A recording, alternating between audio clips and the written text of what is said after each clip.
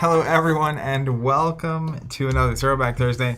Today is part 2 of our journey through the Lord of the Rings TCG. If you didn't watch the first episode, just like we recommended, you're in the right spot. And it was only about 2 months ago. It's crazy. This has been, we went on, it was like the story of Lord of the Rings for us to get to this second stream. It's been tough. Weather, internet issues, something else happened. I don't remember what happened. There was a Thursday we were gone. I was sick. Yeah. So it's been quite the journey, but this is Lord of the Rings, the TCG by Decipher, and we're going to be diving in. So last time we streamed, we unboxed the first set, Fellowship of the Ring. We built decks. Steve and I have our decks ready. Today we're going to be playing our first game. Using those decks, we're going to see how it goes. As we look ahead at the journey, the idea is that we're going to go through set by set as it released for the first 10 sets, opening boxes, building decks, playing games, and exploring the game as it was released. We're probably also going to play block format. So the first 3 sets, Fellowship, Mines of Moria, and Realms of the Elf Lords. We'll probably build on the decks and the concepts here, open Mines of Moria on the next stream, then the stream after that, play with the decks using some of those cards, then open Elf Lords, play with the decks, and then reset as we go into 2 towers. Do the same thing as we get into Return of the King. A perfect idea. By the end of this thing, Steve and I will be masters of Lord of the Rings TCG. Absolutely, as we intended when we set out to do this. So as Zach said, if this is your first experience with Lord of the Rings, the trading card game, this is a great place to be. We're going to be playing the game, really showing it from the beginning, talking through some of the rules, having questions about some of the rules, undoubtedly. Inevitably. And just having an experience with the game. So, like, if this is your first time watching this game, come on in. It's going to be a good time for you. And then after that, maybe go back and watch the first video where we actually build these decks. So, give me a primer again on what how to set this thing up. Okay. So the first thing. Do you want to go to the? Yeah. Also, hello everybody. It's great. It's great to see it. We're kind of excited to get this one on the table and get going with it. Well, it'll be a so this week we streamed Fab, but we were doing kind of tournament prep, like jamming a lot of games. This is the opposite. So we're gonna be playing. We're gonna be lean back, having a good time. Love Lord of the Rings in general. So a lot of opportunities as we see cards, see art to share. I'm sure all kinds of things. But here's the game set up officially. Okay. Let me go to the top down here. Everything sound and look good also? Let us know. Yeah, that's a good thing to check in. I know my voice was having some issues at some point over this week. Joe saying, such a great classic game. Holds up really well. Patrick saying, let's dunk some rings. Or get them to the hill by a river, I guess. A game summary. Each player places his adventure deck on the table. So that's your locations. Okay. We each have, so like my starting location's Green Dragon Inn. Has a 1 in the top left corner. You should have a 1 through a 9. Green Hill Country. Yeah. So we each have a deck that way, and we're randomly going to determine the first player. If you want, I can go first since, this whole thing. And we'll actually start at my location 1, which I'm going to put here. Wait, what do I have a 0? Oh, so, okay, 1, 2, 3, 4. Yeah, Thumb Wars, etc. 5, 6, 7, Let's see. 8. Can you give me the live shot on the left there? So Yeah, I can get this lined up. You're totally good.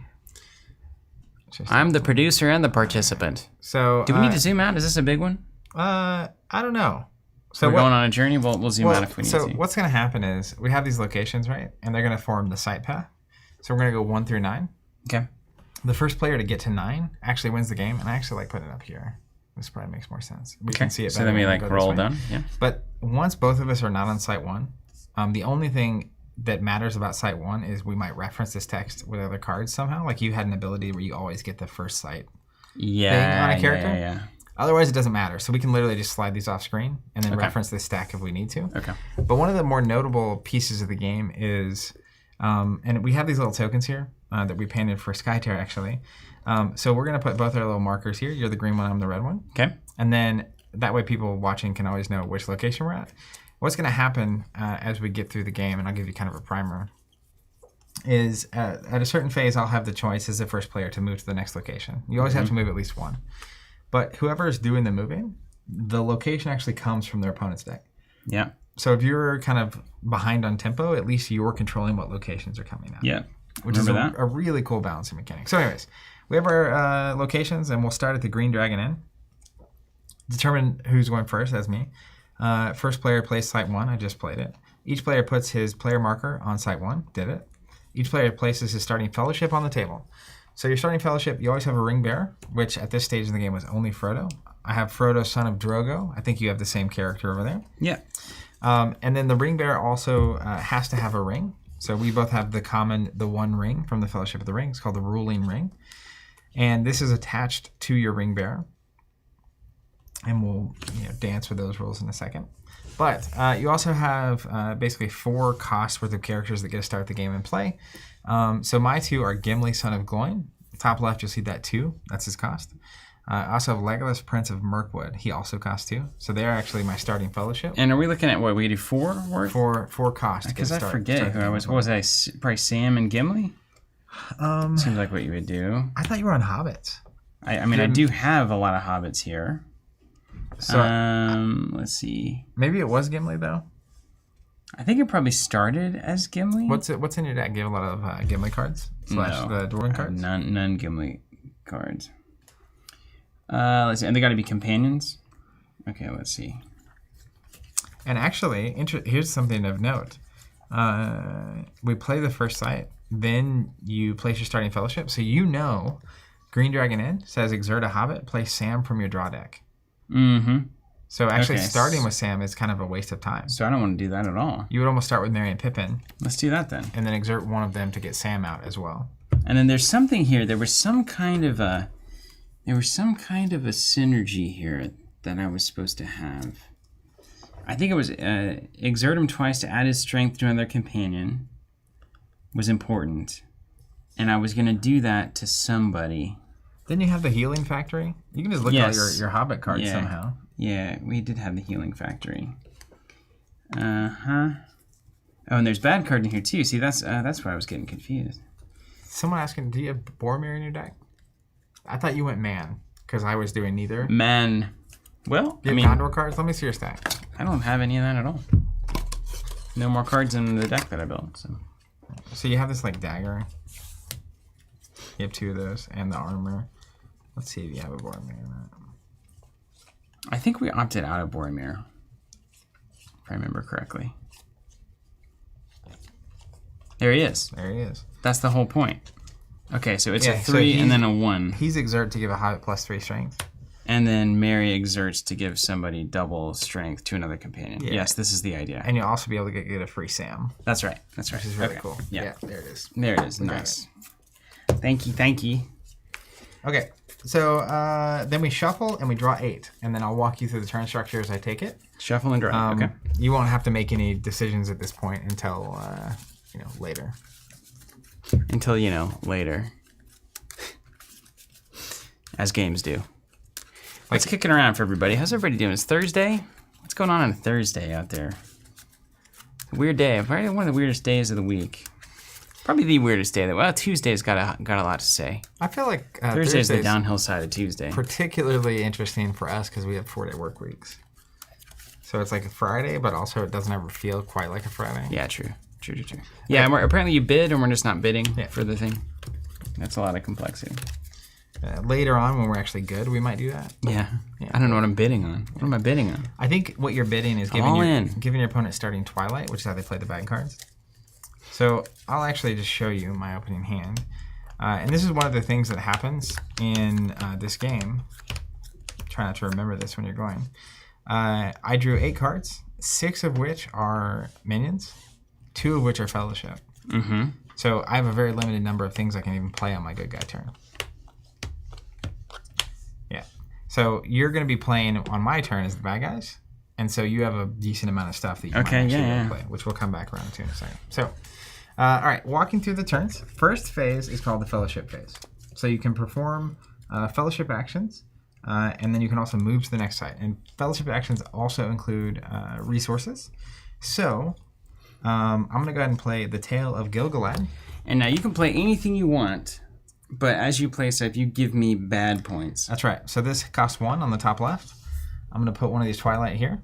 And Twilight, let me make sure Twilight's black. Dude, if it's not black, what is it? It's got to be wounds and exertions here. I feel like blue. One of them is, if you look at Frodo, son of Drogo, he has resistance 10. Mm-hmm. So one of them, I think it's the black one, is he gets that many tokens, you lose. He gets corrupted by the ring. Is that the exert mechanic? Exert is just take a wound. Oh, well, that's easy. It's the corrupted token. Like you're getting more and more into the That's what eye I'm trying to of find. Sauron. Right. I'm pretty sure blue is Twilight, but I could be wrong. You bid how many burdens you start with on Frodo. They're called burdens. How many burdens on Frodo? It looks like black is Twilight, so I had that right. Very I think nice. blue is burden. Okay.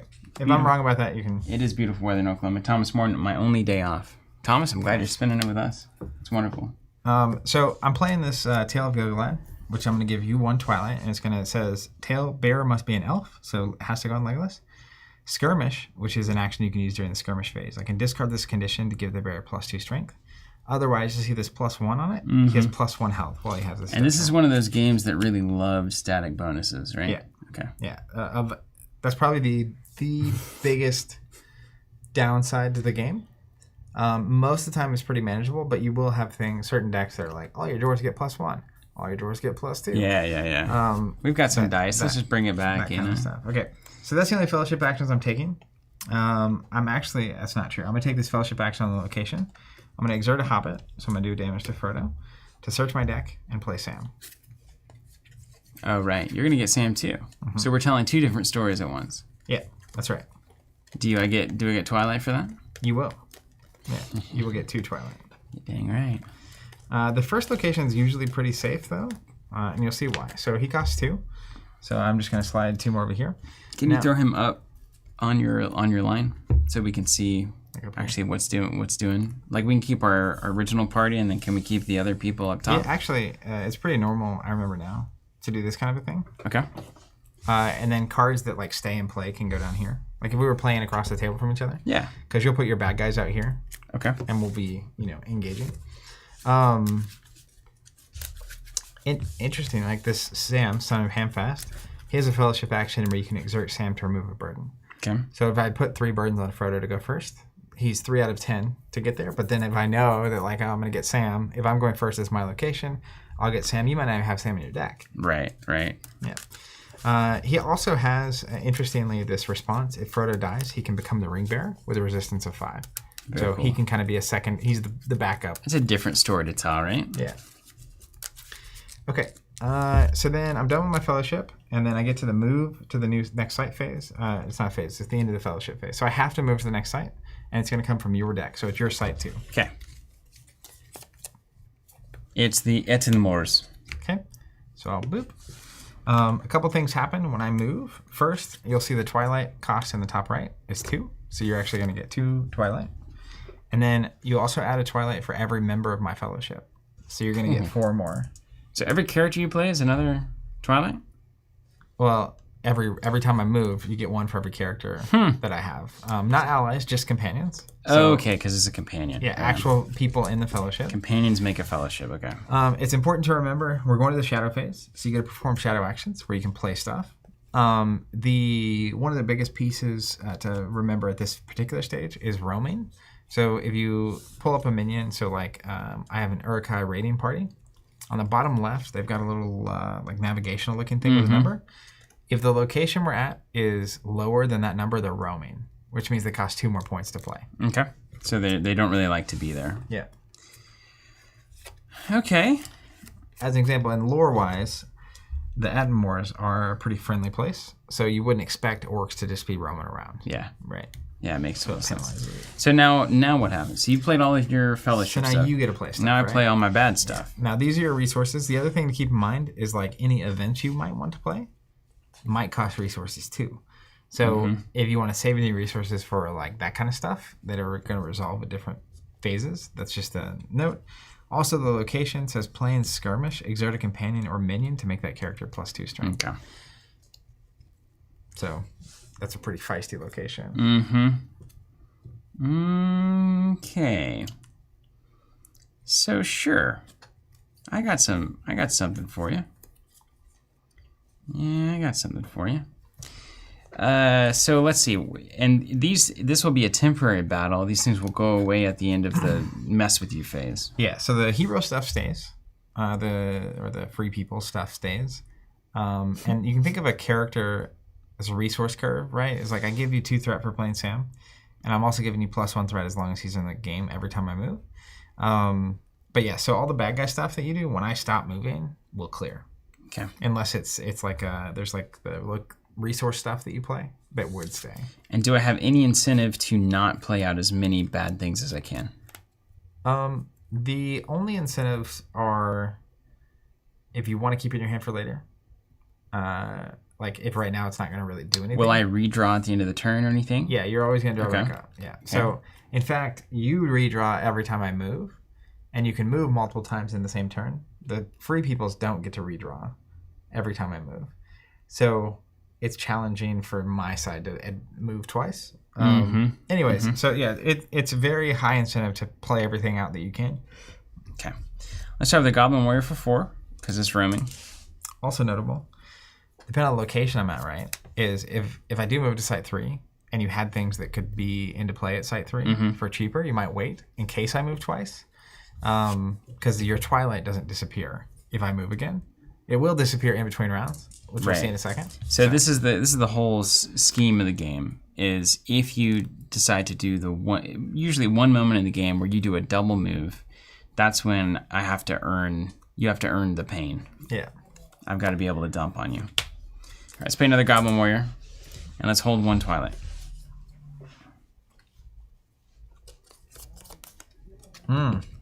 They're awesome. If I had any Dwarven allies or conditions in play, look at that. You could have just discarded them. Yeah, I know. Gross. Okay, so that's the shadow phase. Then we'll go to the maneuver phase. So maneuver is, they're going to be maneuver actions. Let me go to the maneuver phase proper. I don't know why it skips it. It says there are none in the starter, and then it just doesn't tell you about it. I don't know how anybody learned to play these games, honestly. So we'll carry on, but there are maneuver actions you can take. If you run any cards that say that, just let me know.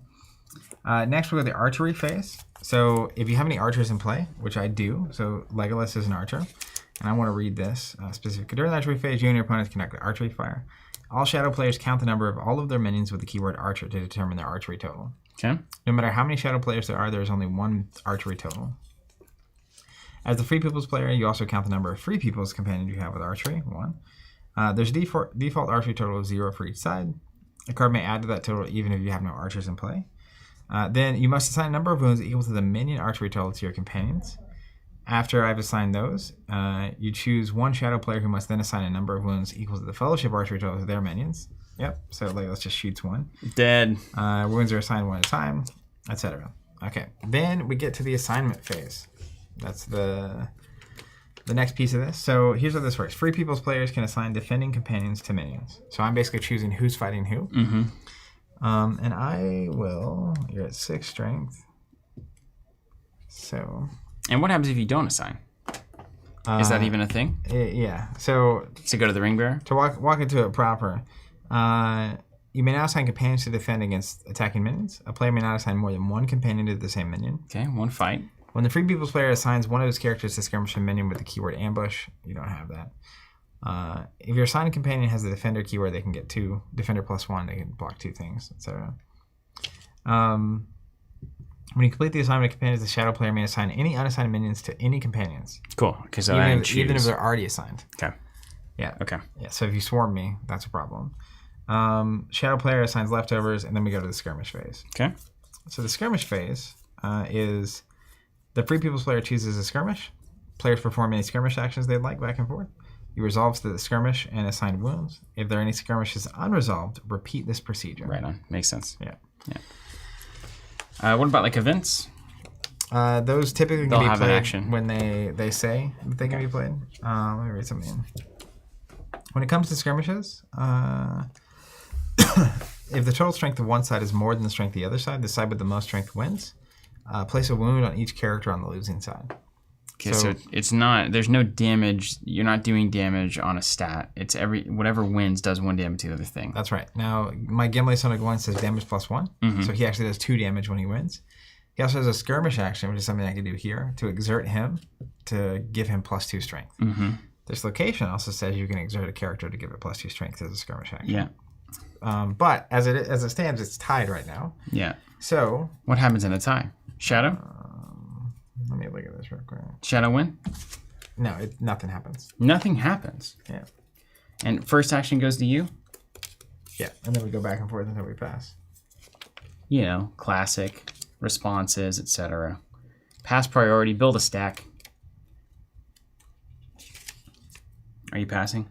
Yeah, I'll pass. All right, we'll have... Oh, wait, hold on. Players Council says Shadow wins ties. That's right. That's why we do it. Okay, so I'm not going to block Gimli. I'm going to assign you over here to Legolas. Yikes. So then I'm first. Yeah. I'll go ahead and play Defiance. You're going to get 1 Twilight. And it says make an elf +2 strength. +3 if it's fighting Nazgul. It's not. That's right. So then it's your action. I did give you a bonus resource. And those resources, like, on turns when I might want to move twice, giving you resources now is really kind of a bummer. All right, I'm going to give Unfamiliar Territory with Legolas on the art, somehow beautifully thematic. Make an orc strength +2. Is this an orc? Yeah. +4 if skirmishing an archer, which is Legolas. He is. So it's +4 currently. So I'm currently 2 ahead. Okay. I will pass. I will choose also to pass. Okay, so I lose the skirmish. I take a wound. And then we would keep resolving skirmishes until... Legolas got chopped by a little goblin warrior. He got punked. That just feels great.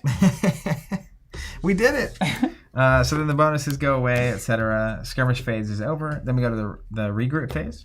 And do these guys immediately go away? Not or yet. if you push to the next phase, they stay there? They would stay. Okay. Yeah. They're basically hanging around. So technically, another thing could happen here is the keyword fierce. So anything that's fierce must be defended against again. So if you had a guy with fierce. Yeah. I like playing the bad guys already. way more, man. This is great. Well, I think so like in Middle Earth CCG, the feeling is you're kind of just doing annoying stuff to them. Yeah. To sort of slow them down. I want to destroy your people. In this game, yes, it's absolutely normal to focus on just destroying, like surviving one location at a time and then destroying them. Regroup phase. During the regroup phase, each shadow player reconciles their hand. Then the Free People's player decides whether to end their turn now or move again this turn. You can first discard a card from your hand. Okay. And then if you have less than 8, you draw it back up to 8. Okay. And the thing is, you kind of want... So I remember this, right? So... And this technically disappears. It's all gone? Well, not the guy, but the event. Okay. That's a one shot, one battle. Okay. Yeah, for that skirmish. So... You're also trying to dump to get to the combos and stuff you're trying to set up. You also don't want to find yourself in a situation where you don't have any bad cards to play on your opponent, right? Yeah, and that's where it's almost like saving an attack in Flesh and Blood or something, where you want to have bad things to put down, but also you have to play your Free People cards to get them out of your hand to draw back up to make sure you're having bad guy cards. Mm-hmm. But the more of the good guy cards, your good guy stuff has to still work. Mm-hmm. And you don't want to give them, and the more Twilight you give them, the more of their bad guy cards they get to play. Which then also means the more the good guys, it's like this whole balancing, it's crazy. Okay. So, for my first trick, I'm not going to discard anything because I'm learning. Okay, you draw back up to 8. And then during the reconcile phase, I'm going to choose not to continue on. So basically, I reconcile my hand, which is the same thing. So I'm going to discard a card. Let me see what I want. Can you have multiple hand weapons? Can you dual wield? Yeah, unless it says. You think so? Otherwise, I can look that up. It's not like unique or anything, but I assume you couldn't have like 3 swords. If I know how this game wants to function, it's that you get 2 hand slots, probably a helmet slot, you know? Yeah. Let's discard 1, draw back up to 8. Blame it all on my roots. Showed up and booze.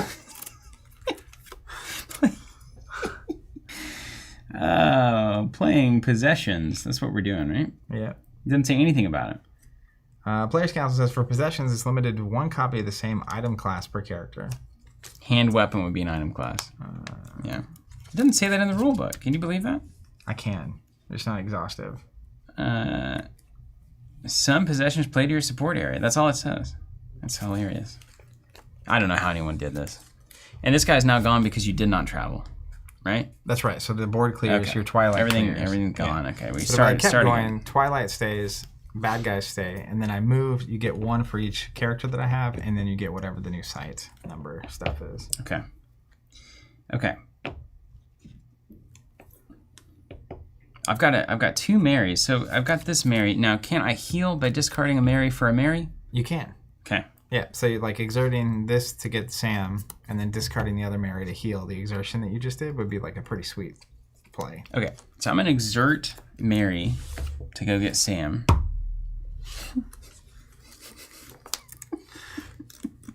We doing it. You get 2? Yep. Okay, good. Great. Love it. It's a charming game, honestly. Yeah. I'm gonna move this up. We'll get just slightly above the pop there. Just getting this all straightened out. And we can zoom out if we need to get a big board. Well, I don't know. We might end up having to do that. Okay, great. The boards, strangely, don't really get... They can, but they're not huge, you know? I'm going to do this. Give us a little more bad guy space. Then I'm going to discard Mary to heal. Yep. I also think... let me look at that. There's a... See the... Like on the Boromir, Son of Denethor, he's got that Frodo signet down here. Mm-hmm. So some cards talk about like if you have the matching signet or something, but I think there's some healing rule with that as well, where like you can discard something with the signet to heal that character. Okay, but let me find that. So Sam could be a ring bearer as well. Okay, cool. I got it. So all the hobbits are hobbits. So I do a skirmish them twice, add the strength of the companion. Okay. Well, so if I put a sword on him, now wait a minute. This all seems good. I don't know. Okay. No rules attached to things, all right. So why don't we put a hobbit sword on Mary? Oh, come on now. Come on now. It's going to be 5, so we can add 5 strength to something by exerting twice. Here's your money for that. Yeah, thank you. I can't tell you how much I hope one of us pulls a Balrog in this next set. Let's put a hobbit sword on Sam, son of Hamfast himself. Here's another money for you. Load me up, dude. It's like I'm building the movie here. They've all got sweet swords. I will say, little hobbit swords there. I think it was this game. It was this game when we threw back to this originally a couple years ago. Remember that this definitely is a game that you can just lose. What are you trying to say, man? I'm not saying you're going to at this moment. It's just that like suddenly it goes I think it's time to push my luck. It goes from fine to like I'm dead. Okay. I feel good about a double move here, to be honest with you. I feel so much like a kid right now. This takes me right back to my childhood. Like these are literally the same card. Like yeah, it's all there. Seriously, it's all there. Okay, I am now declaring a move. Here. Yeah. All right. So I'm gonna add. You're gonna add 2 Twilight because of the location. You're gonna add 4 because you got 4 characters out. Oof. So now I've got what is it? Ooh wee. 3, Ooh wee woo. 10 to work with. All right. Wooey's right. This is so good. So good, Steven. How many of them wait, you don't get money for allies, do you? They have a cost, right? Yeah, I'm gonna play Master Proudfoot as well. I thought he was a companion, give you more money forever. Oh yeah, guy. Only when you he's play just him. An ally. Okay. Yeah, and what's he saying? So he's got this, if there's fewer than 3 Twilight tokens, add 2 Twilight tokens, reveal the top 3, and take all the Hobbit cards. So that probably I should have played him first, done all of that. You can go ahead. I don't care. I don't either. I don't care. I don't want to give you 2 more really right now. Oh, I got you. Someone said you didn't pay for Mary. Mary. You had Mary when you started. Yeah, I started with Mary. Yeah. I just played like 1 to heal. Do I have to pay the cost to heal? No. No, it's just a discard for Mary? Okay. That'd be crazy. You would not do that. Yeah, right? Okay. Doesn't seem good, no? First thing I'm going to do is play a Blade Tip. So this is a condition. It'll stay in play. Forever. Yeah, it's just kind of, I'll put it back here ultimately until it resolves itself, which we'll cover in a minute. But okay. Play to my support area. Response, if your Nazgul wins a skirmish, transfer this condition from your support area to the losing character. So like I wound you with my blade, right? Mm-hmm. And then it says, and it's limit 1 per character. Wound bearer at the start of each fellowship phase. So if they get wounded by a Nazgul, They keep getting wounded. They're poisoned. yeah. If By it's the the dark. ring bearer, add a burden instead. Okay. So like when Frodo got stabbed by the sword and he was like, yeah, had to go to the hospital of the elves. yeah, the old Elrond spittle. So I'm just going to put that back here. Just remember it's there. You know what I mean? Oh, also, one thing to remember about the ring This bearer. feels like playing as kids because there's like a million rules and you don't care really. The one ring is there's a response if the bear is about to take a wound in a skirmish. You can take a have bird them- instead. You can put the ring on. The ring. Then they get plus strength, and so the plus only applies if they're wearing the ring. It says that on the card? That's just how the ring works. Really? You just have to know that. Yeah. Unlike every other item in the game. Yeah. I'm 99% sure that's how that works. Are you sure that's not childhood Zach that didn't know the rules? That's the ring I wanted to open. Isildur's Bane. We have the ruling ring. Doesn't look good. Man, yeah. Can you imagine opening that? I know. Devastating. Do they have foils? Oh, yeah. Really? And foil 1 rings are the Bugatti. Let me show you this. This is the one I wanted the most, but I think it will also be the one that you want the most based on what it looks. So we'll rip it in half like Solomon. It doesn't even matter what it does. This one, the water one. Oh my gosh. Yeah, and also Why do I love water things so much? that one in like the rings in are rare and the rings in foil are even rarer. So you get a foil one of those and we'll just start dancing. Always get the ring bonus. Yeah. Really? You always get the ring I bonus. was playing it wrong my entire life. All right. Frodo Strong. Check this out. All right, first we're going to play Ulere Nelia for 5. What, And that this comes is- in at 2? This is the kind of stuff you did to Will, right? Absolutely. Why is this coming in at 2 when my goblins can't even come in at 4? A couple things. First, Lieutenant of Morgul. Let's just pull the right card up. Oh, it's because they can't hunt him down in the 4, the little hobbit woods. Stage 2 and 3 is where they start coming into play. But they're also usually more expensive than the average bad guy, so you can't get as many out. Yeah. But they are obvious. So 10 strength and fierce. Yeah. So he'll hit and then you have to defend him again. Can I defend with the same thing that defended him the first time? Yeah. Okay. But yeah. Shadow during the shadow phase, which we're in, I can exert him, which I will. Spot an opponent's site, stage 2, and replace it with my copy of the site. Okay, fine. So we'll just put mine on top. It's the Bree Streets. Now, are you there now as well? It's just totally replaced. Okay. And this reduces the roaming penalty of Nazgul by 2 at this location.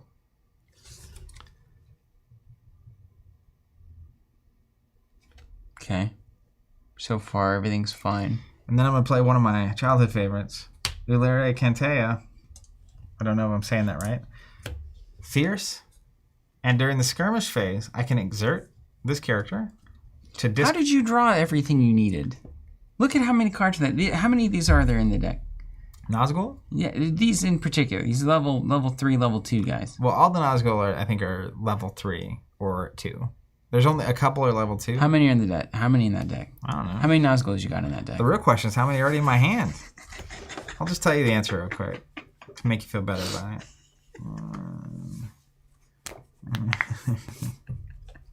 Well, you don't have to count because there's like 5 in there. Hold on.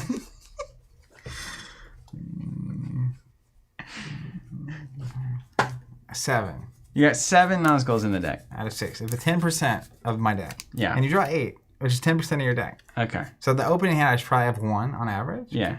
And then I drew 3 extra cards. Okay. So pretty good then. So Not now terrible. having Not 2, terrible. Yeah, not terrible. awful. Not terrible. Okay.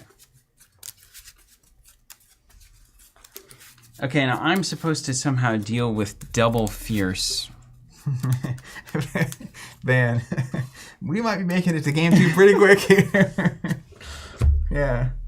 I love that you can appreciate me doing this to Will. So, things to be aware of. That's the end of my shadow phase. Maneuver phase, archery phase. Do you have any archers? I don't think so. No, I've got hobbits.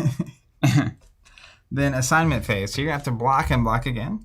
One of the kind of ways around it is if you can block with something twice, like by getting them to static. Like, if you had a sword on Boromir that made him a 10, or whatever it is, then these aren't really even threats anymore by that point in the game. Yeah. But anyways, so an ability like a skirmish ability on Mary, friend to Sam here. If I use that to give strength to another companion, is that a moment that happens, or is that strength there until the end of the phase? it's during that skirmish. Okay. Yeah. It might be the phase. Anyone out there, we always played it as though it's a skirmish action for that particular skirmish. Okay. It feels right. I feel like Master Proudfoot's here to die, right? Are we all agreed on that? Yeah. Is there any downside to having an ally die No. or get defeated? Now, and remember, these guys only do 1 damage. Yeah. So like Proudfoot can handle 2 of those swings, right? Yeah. We can put him on. Well, he would, but if I'm greater than double your strength, go on. You go away. Greater than double. So he would if he was at 5, he'd be fine. Yeah, and it may be double or greater. Let me see. Let's see what that's called. I think it's called like overwhelm or something. Yeah, overwhelmed. Let's whelm you. If the total strength on one side is at least double the total on the other, all the characters on the losing side are killed. Check this out. Allies can only skirmish at their home site. Home site is 1. So he can't skirmish. He can't skirmish. No. Ever. No, he's not the skirmisher. I think Sam's gonna be taking a beating on this one. I mean, if you exert and give Mary strength to Sam, he's at 10.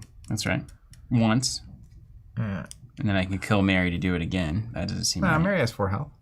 Yeah, but you exert twice to add. Oh, yeah, that's a bummer. Yeah. So we really need there's a heal engine somewhere that I'll start getting into. I'll just throw Frodo at it. Oh, dude, you can exert Boromir to give a Hobbit +3. Uh-huh.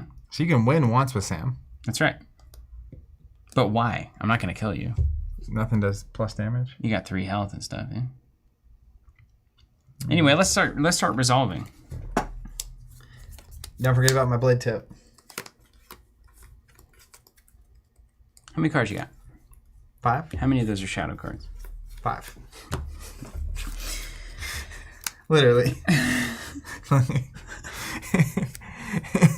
Built to be the bad guy. Dang it. Drat.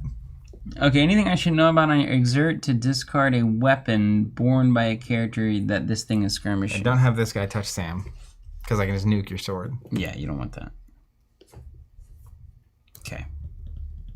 Sam goes here. Mm-hmm. So you do all these signs. Yeah, then we got to put somewhere. Now, you don't let Frodo get blade tipped. Strictly. Right? Is that a good rule? Usually a rule of thumb, yeah. Unless you've got the Elrond Hospital. Goodness.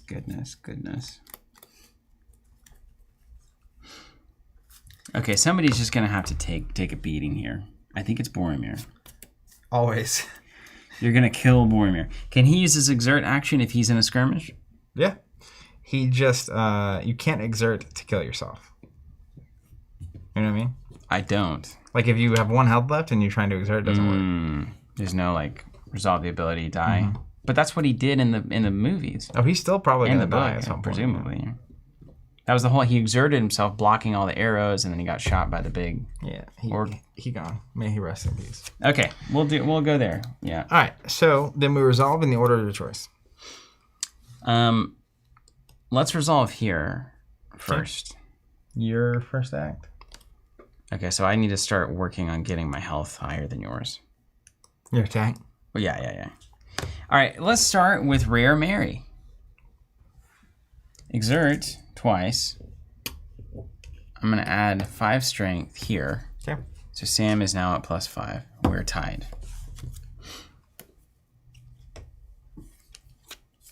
Pass.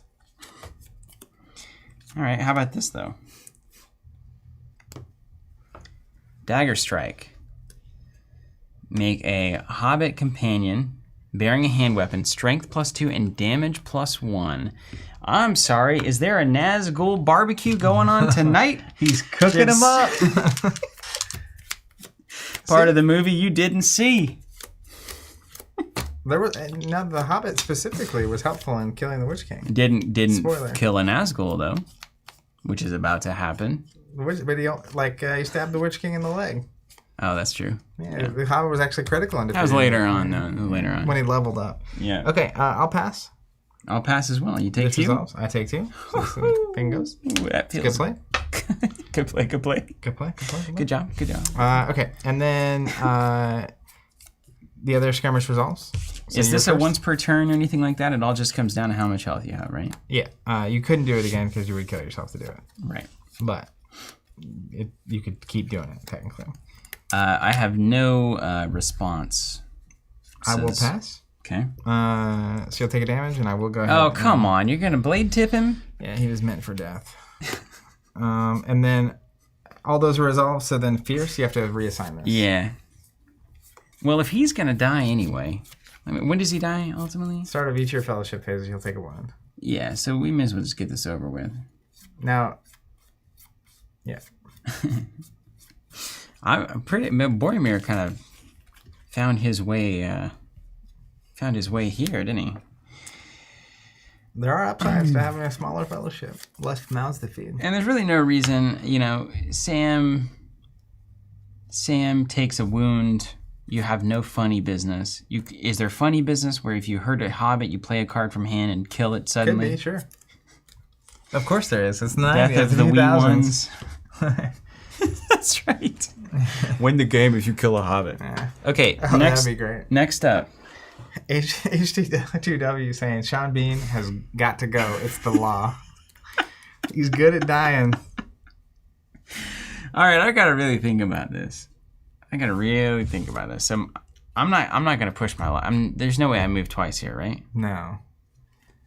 I think that goes poorly for you. Unless I killed a Nazgul and then assumed you had nothing but fellowship cards in hand, which I know is not the case. Yeah. That's the risk always, though, right? You don't know. Maybe I don't have I thought I was going to get to go. You assign him to Boromir? Yeah, Sam. Back to.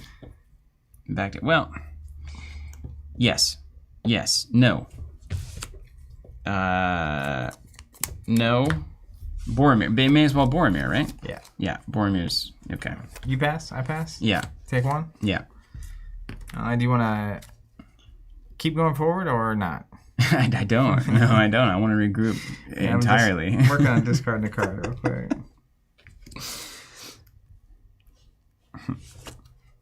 See ya, Boromir. We're not rushing to the elf hospital for you, sadly.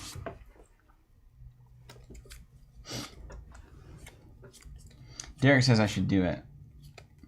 If I do it, what happens? How much bad stuff do you get? You have 4 characters, and then however many Twilight is on my location 3. Which I don't know. Right. So let's assume it's 2. So you have 7. No. No, let's go. Let's stay. Possible that it's fine. Unlikely. All right. I get a refill my hand either way. Yeah. So. Yeah. See, you're gonna have a garbage fellowship phase potentially. You're gonna have dead I cards. draw 4. Yeah. And then I get to discard 1 and redraw. Yep. Okay. I'll tell you this. Had you moved forward, I would have played another Nazgul and a pretty beefy Urukai. It would have been ugly. It was That's hilarious. not good. I'm just gonna. Oh, I see why they had me build the deck this way. I totally understand. Why they had you do something. More than ever. I mean, just the way that the chat told me to do it last time.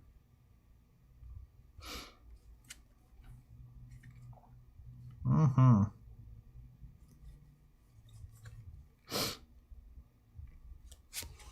Oh my gosh. Okay. I'm gonna play a card called Shoulder to Shoulder. It's a condition, so it's gonna stay in play. Check this out. It's a maneuver action, so something I do during that maneuver phase. I can give you a Twilight and exert a Dwarf to heal an Elf. Or I can give you a Twilight and exert an Elf to heal a Dwarf. That's beautiful. Shoulder to shoulder. We're also going to play Orphan. That's a great advertisement for that card. Shoulder to shoulder. Here's some questions I have. Orphan is home 6, but he's an archer. And during the archery phase, he can exert himself to wound an Urukai. So does his archery contribute to me even when he's not at home 6, or would it only contribute to home 6? Because if it's only 6, I may not play the game. We'll come back to that. The White Arrows of Lorien. That's another tail being attached to old Legolas. Bear must be an elf. During the archery phase, if the bear is an archer, I can exert him to make you discard 2 cards at random from your hand. That's good. Do you think I should have gone forward? No. Second Nazgul with Fierce and an Uruk-hai with damage +1. That's big. I mean, Borman's going to die anyway, right? I love this. Man, can you imagine playing this as a kid without the internet? Saying, Xander saying only Site 6, whereas Van says, I think, all archery phases. Yeah. Okay, I believe Michael here. If he exerts, he can shoot at any side at 6, you get a free shot. Okay. We'll play him anyway. I'm also going to play a Dwarf Guard. Companion. Oh, he's a companion. This guy's on the front row. Look at that. You got him. And then we'll go to the Shadow Phase. So I have to move. Did you give me money for that? Yeah. How many am I supposed to have? 5? That's it? Well, I'm not. We're going to your location. You're about to Oh, go right more. on, right on. Yeah. So I got 5 companions. But it's You a get 5 more. but it's a sanctuary. Yep. Isn't that good for you? Everything heals or something? You get to go to Frodo's bedroom. Why? Wait, yours would have had to be a sanctuary too. So that's why you always jump from 2 to 3 if you're trying to skip ahead, right? Because you may as well dump into a sanctuary. But my sanctuary, just for awareness, because I'm friendly, is called the Ford of Brunnen. It's the river where the Nazgul get dunked on. But it says River Sanctuary, the twilight cost of the first Nazgul played here is -5. Oh, okay. Why is this the worst? So instead of this location giving me a free Nazgul, now I get 0 Twilight. You can play a Hobbit to draw a card, though. Yeah, it's not going to happen. They don't exist in my deck. So I think you made a good choice.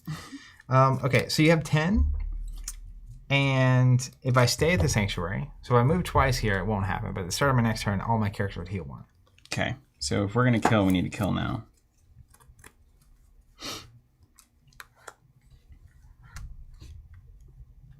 Derek says, oh yeah, that one. Told you should stay, Steven. He was telling you to go earlier. It would have been a Dunkarooski. Okay. Well, I feel encouraged to play these cards. So I'm going to start with what I'm supposed to be doing, which is play They Are Coming. Drums in the deep. Doom, doom. Okay, so that's good. And that stays there forever. And I can discard 3 cards from my hand to play an orc from my discard pile. That's awesome. So Just like card filtering. seems good, yeah. Then why not? We'll play a, let's see, 4. And this roaming stuff, once you get to 4, man, you're in for it. You better watch your back once you get to 4. Discard pile onto. Okay, so that's. Watch yourself. I wanted that to be different. Okay, you know what? Yeah. Let's play a Moria Scout. It's gonna cost me 4. That guy always looks so creepy. And I'm gonna get 2 back because I can spot an elf. It's like a hedge fund in reverse. That's right. And then we're gonna give it a Goblin Spear. Has some text that doesn't matter. Bearer must be a orc minion. If bearer kills a companion in a skirmish, add 1 burden or 2 burdens if that companion was a hobbit. Did you pay his roaming cost? You did. Yeah, he just got 2 back there. Well, he's free if you don't.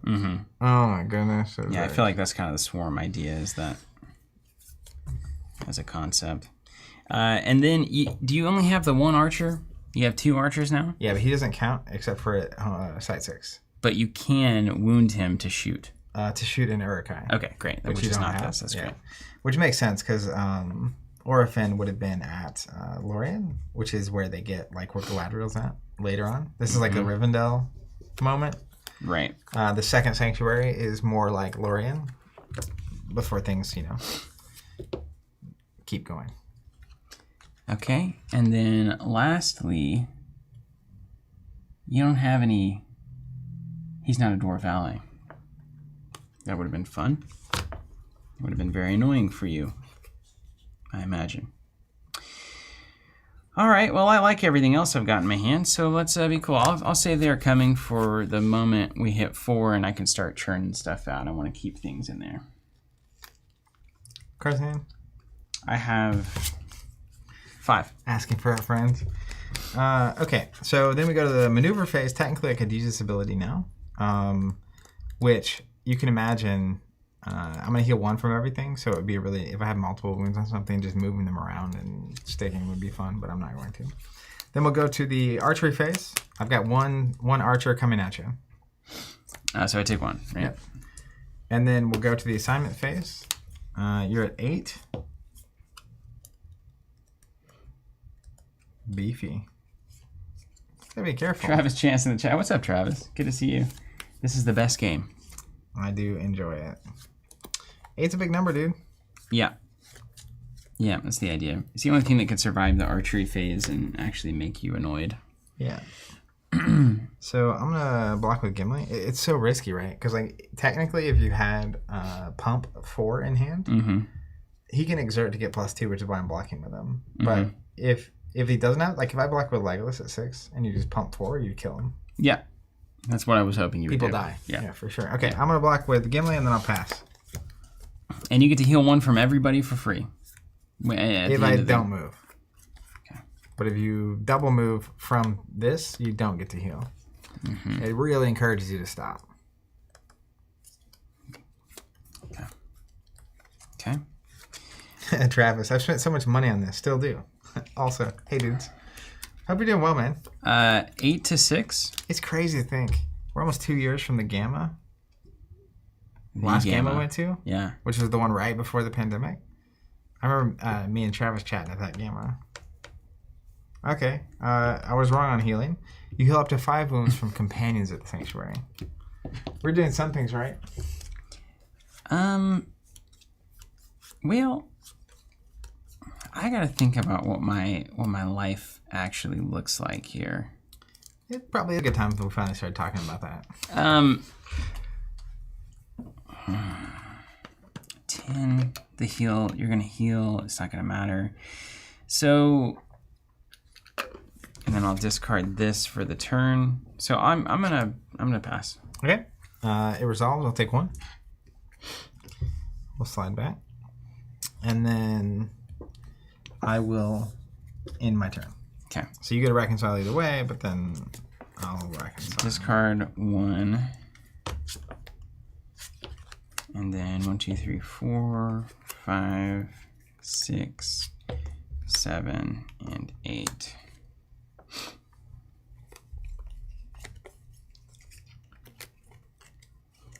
Okay.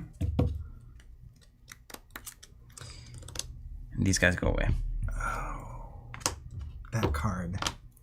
That card, though, is the one that Will got maybe the most frustrated with when we were kids. You'll see. And it's my fellowship phase? At the start, Boromir takes the axe? Yep. Takes the... And my axe. Okay, that cleared up some space, at least. Let's go ahead and... let's go ahead and use Master Proudfoot here. I feel like that's maybe okay. Should I do that? I add 2 to you, reveal the top 3, and take all Hobbit cards. Discard the rest. Yeah, I definitely want to do that. Master Proudfoot, gonna use that. Okay. You get 2 Twilight. Let's look at the top 3. There's Pippin. There's a Goblin Spear. And there's a Goblin Wall Crawler. And then this will go into my hand. Taro saying, I just moved houses recently and opened some boxes that have been in storage. Lo and behold, my Lord of the Rings TCG cards were inside. Pure nostalgia. Loving the stream, guys. Glad to be doing it. Glad to have you here. Okay, we're going to discard a Mirror to heal. It was tempting, David.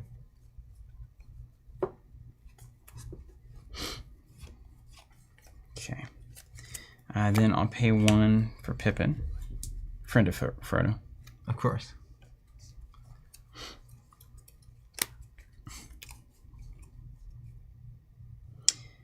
Then, and really, when you're defending with Frodo, you know things are going bad, right? Sometimes Usually, you do it though, you know? Yeah, it's just you're obviously putting your main character at risk. Oh, Gimli. Yeah, Gimli What's the coming in. subtitle there? That's Gimli, Dwarf of Erebor. Fellowship phase, I can add 2 Twilight to place a card from my hand beneath my draw deck. Interesting. That seems hard to validate. If you're really looking for a certain combo or something, being able to filter faster makes some amount of sense. But okay. All right, and then we are going to move. Okay. Let's go ahead and slide this. Oh. And I move after all this? Yeah, maneuver phase. Okay. All right. So you move. You have 5 companions. So I'll get 5 Twilight. You already gave me 5, so I got 10. Just enough for a horseman. A horseman? Man. Why are these like Russians? This vum.today thing? I don't know. I'm blocking them. Azareth saying this game brings back so many memories from my childhood. So glad to see you guys playing it. Also a big fan of your fab content. I just started playing the game. Awesome, yeah. That's it's a straight line, right? Our childhood with this one and still doing it, just in a different way.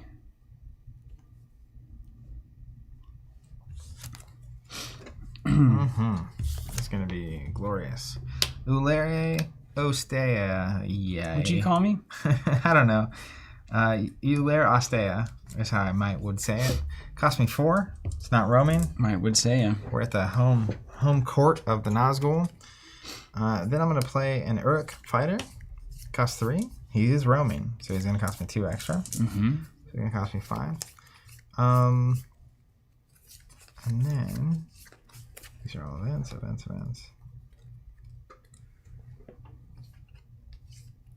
Okay, then we'll go to the maneuver phase, and I will have a few things to do here.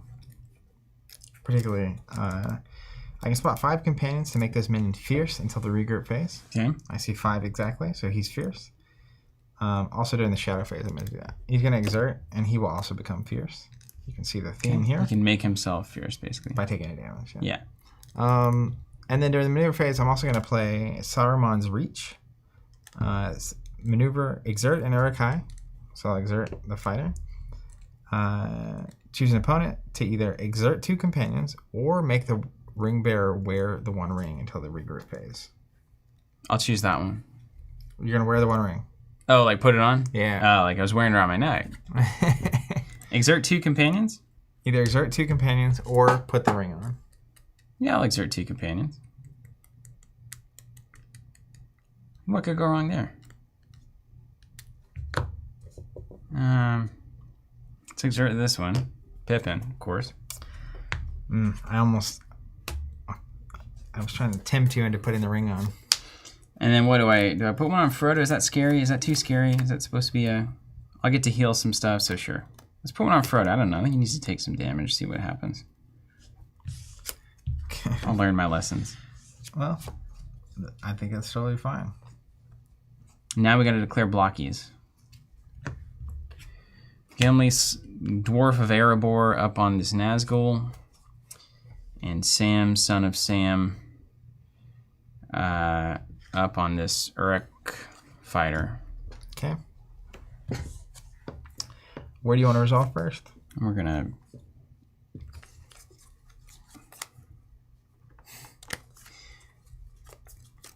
Well...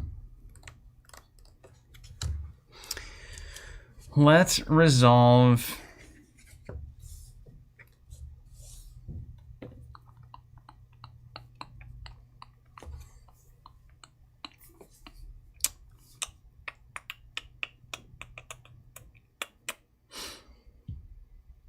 Let's resolve Gimli. Okay. You get first opportunity to act. I will. I'll exert Mary to give him +5. Hot diggity dog. He's going to 11. This one goes to 11. I'll pass. Okay. Dead. Cleared him out. Okay. Resolve here. You get the first opportunity to act. First action, I'll give you 1 Twilight to heal a Hobbit. I see where you're going with this. Currently going.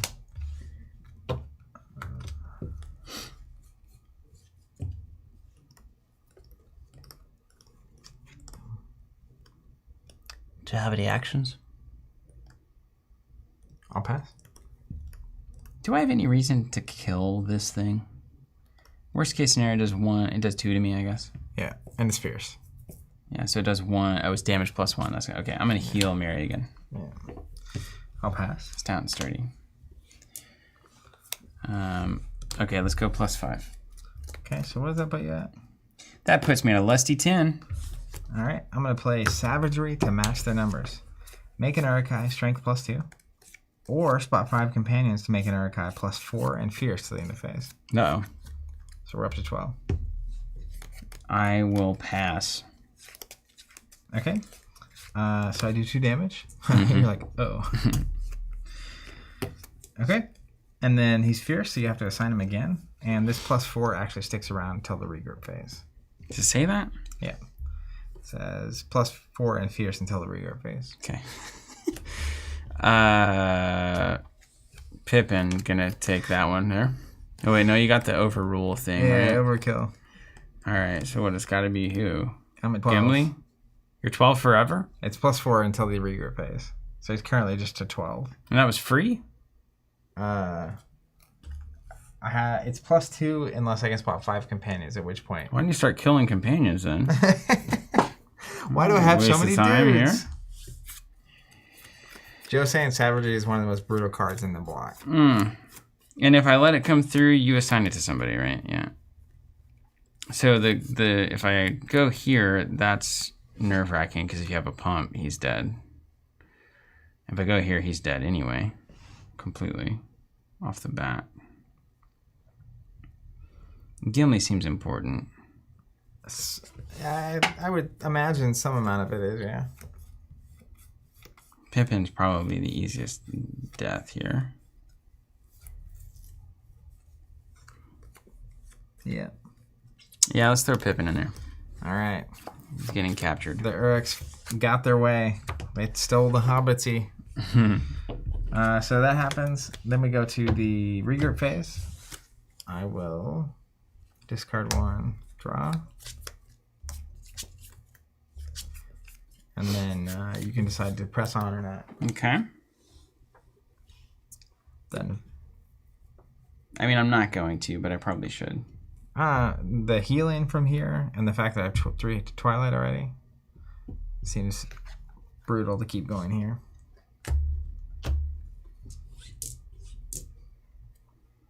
Okay, I see how I'm supposed to do this. We will end there, and do I get to heal now? Yeah, well, at the start of your next turn. Okay. Yeah, so you end, you can discard 1 and then draw out.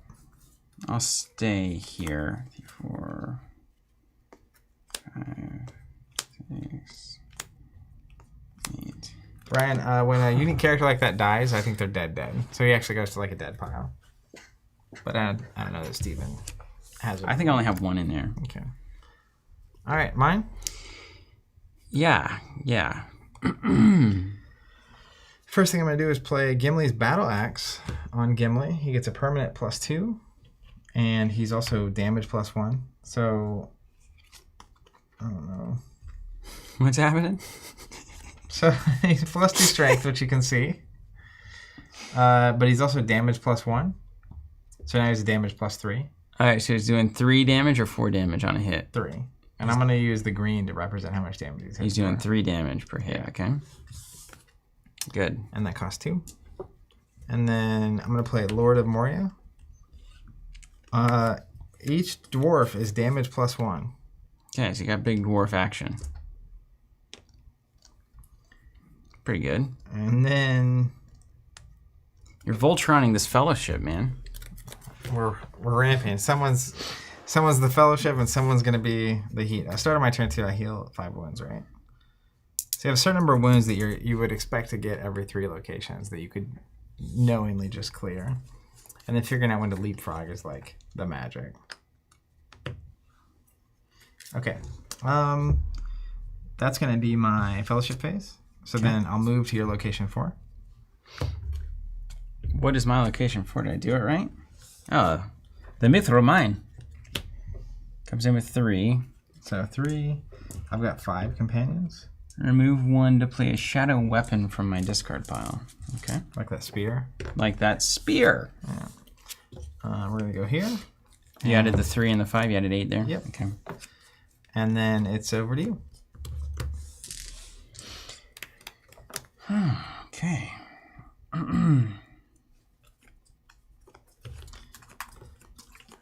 And there's a kind of like a really nice curve to the game where the roaming cost means you can't be super aggressive on the bad guy side early, but then also all the stuff you get out that has value that you don't have to keep paying for, like the allies and then the equipment and stuff, and like your support stuff, is how you bring a lot of value location to location without having to play stuff all the time.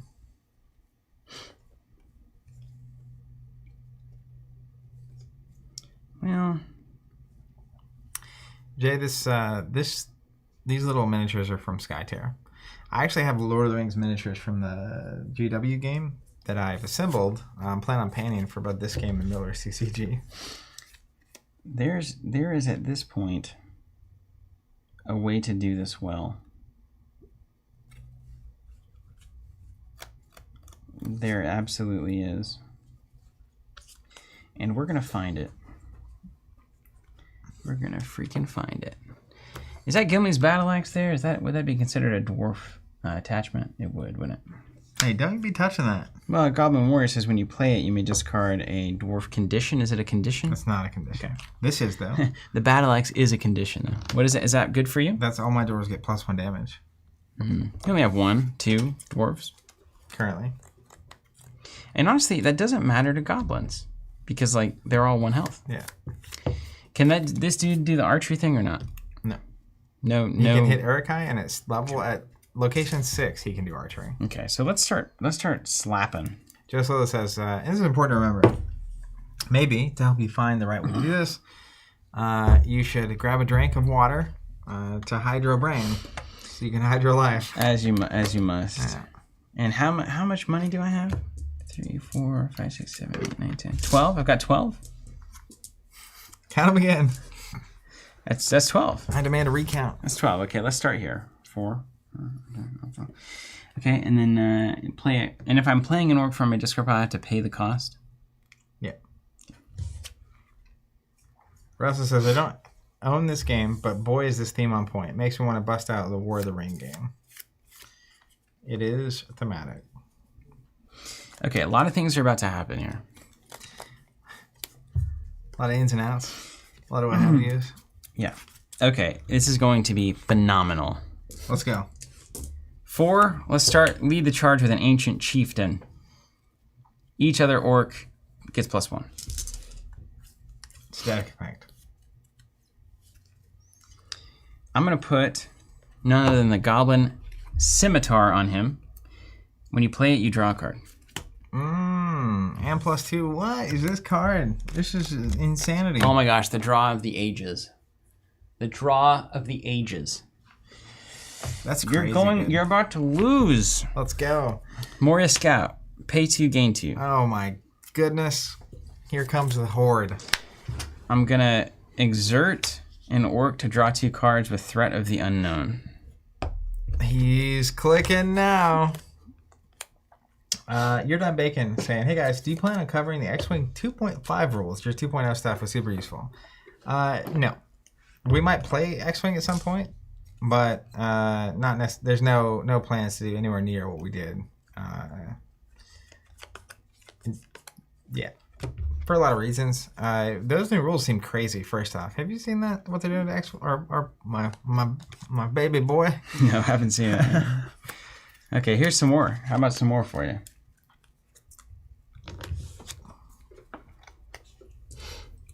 Keep hitting it. Punch that button. Okay. Then we're going to trigger They Are Coming. Discard 3 to play an orc. 1, 2, 3. Oh, yeah. Moria Scout for free. Oh, my. Oh, what's up? The engine is humming. What's up? What's up? What's up? It goes burr. I'm about to move my stuff back here so we can get all this on the You have to zoom out, so it's going to have to happen. Moria Scout for free. And we'll get another row of them going on here. Okay, great. Good stuff so far. Then we're going to pay 3. Check this out. Apparently, Player's Guide saying there's a card called Goblin Armory that you get 1 Twilight every time you play a Moria weapon. So you get a couple of those out, and you play a card, draw a card, gain resources, and it's just like... 3 for the old Goblin Scavengers. You can play a weapon when they come out. So I'm going to play a Goblin Spear here on an Orc. That's a hand weapon. That's a hand I feel like weapon. I entered the wrong room.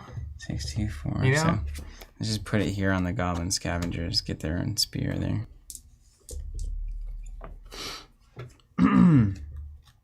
That's cool. It's cool. Okay. 4, 8, 9, 10, 11, 12. Okay, good so far. Good so far. Good so far. Let's play 2.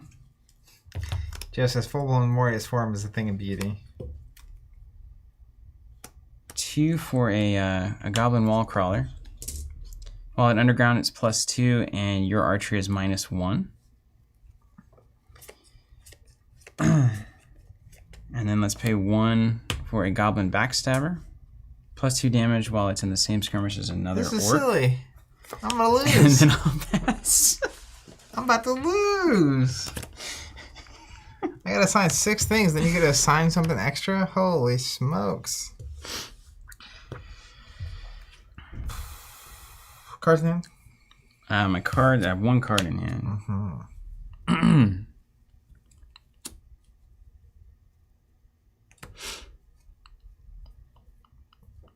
He's currently 16 strength, so keep that in mind on the assignment front. I guess Gimli's the only answer there. Don't mind me. No. My archer's -1 too, right? That's right. Yeah. I'm too weak.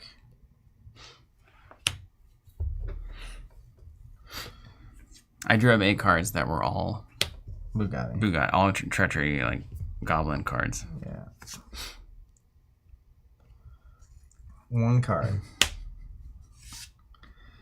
Knees are weak. Palms are sweaty. What's he at? He's at 16. You have 2 16s. No, he's not. He's at 10. It's like, holy macaroni. Okay. Ryan Roper. Apparently, Zach's fellowship stumbled into the Orc Chieftain's birthday party, and he's not pleased.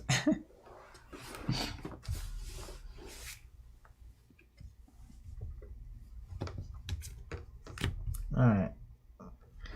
We'll sign there. And then the wall crawler goes somewhere? Just a second. Somewhere around here, there's some text that I remember. All right, you gotta assign that somewhere. All right, now tell what's the strategy of where I? Well, and before that, so shadow maneuver, maneuver phase, I'm good. But then during the archery phase, I'm -1 archery. But I'm gonna actually wound Legolas and make you discard 2 random cards. I have 1 only. Yeah, it's basically in the event you had like a plus thing. I need to make sure that's not happening. Yeah. Then we get to the assignment phase. Now this, does it compound the strength? It's 2 different fights. No, I think it is. Hold on. You said it with such grace. Such confidence. Hold on.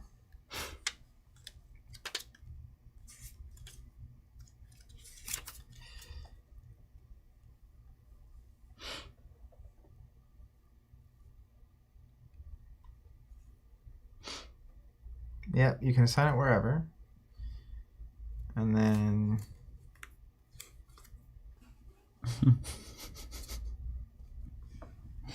It adds on. So they're stacked. They combine into one big minion there. All right, so Frodo's gonna die if you know what's good for you. Yeah. So maybe not that. That's what I have to do. Because you're gonna get 2 people on Frodo, so he's gonna die, and the ring's gonna have to pass to Sam. I can't let you kill Sam as well. That's the thing. So Where do you want to assign him? Well, I feel like I should assign it to Frodo, right? Not the whole game? Yeah. Is there a clever way to do it differently? I think that's what you're going to do. Because you could also kill Gimli here. Overwhelming with 18. Unless you have bumps, which you might. Well, he can take a damage to get +2 twice. So Okay, that's at least. All right, go Frodo, dead. Okay, so I'm going to resolve here first. I'm at 4. You're at a bunch. So Frodo's going to die. And then I'm going to use the response from Sam. If Frodo dies, make Sam the ring bearer. So suddenly he's got the ring. And these guys have resolved, basically. Then we will go ahead and resolve the Sam fight. I'm at 4. You're at 5. Yeah. I'll pass. Yeah. So I'll take 1. This has been resolved. Mm-hmm. Let's go ahead and resolve the this one. So my dwarf is at 4. You're at a bunch. 18 or 7. Yeah. Yeah. Feels good there. That's clear. Legolas is at 6. You're at 6. So I could do that, but I'm not going to. So I'll just let it resolve and take 1. Okay. Yeah. Yeah. Yeah. And this goes back. And then this is, I'm at 8. You're at 10. Yes, currently at 10. Yeah. All right, I'm going to play an axe strike. Skirmish make a dwarf +2 or +3 of bearing an axe. He has an axe. Oh, cutting down the scavenger. Come on now. See, that's not bad. Yeah. Right? And then I have the joy and honor and privilege to decide if I want to keep going. I don't, because all those things would stay in play. So we will stop. I will lick my wounds and hope I can kill you on my turn. So now is my game plan basically kill Sam? Like, my fellowship idea is just like stay cool? I mean, it depends. Your fellowship is really ragged. Well, I'm about to heal 5. That's right. So you're doing fine. So I'm okay. It just depends if you think you can actually get it done, right? I still have, I don't know.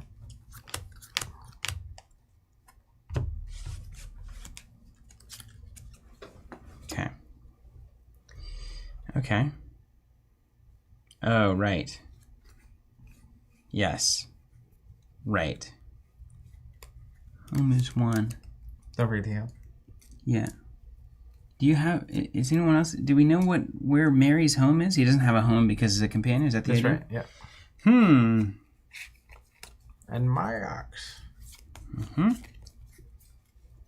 Okay, so these things don't matter. Oh my gosh. There are so many cards in here that can make it go so bad on the shadow side. Like this one, I've got this Goblin Swarms thing. You play it to your support as well. If your orc wins a skirmish, discard cards and wounds on that orc. Stack it on this condition, you can play all orcs here as if they were in your hand. So like it kills something, it kind of kills it. That's crazy. Explode out there. The swarm is real. Wait till you get your Balrog. That's pretty cool, man. It's pretty cool. Ally who's home. Okay, we've got an engine here somewhere, but I don't remember what it is. You're getting too interested in your shadow phase. +2. Okay, there and back again. It's a Hobbit's tale, as you expect. That's right. Okay, so let's heal Sam 2, Mary 2, Frodo 1. Just like that. My work is gone. It's just like that. And then we play things, yeah? Yep. Give me the money.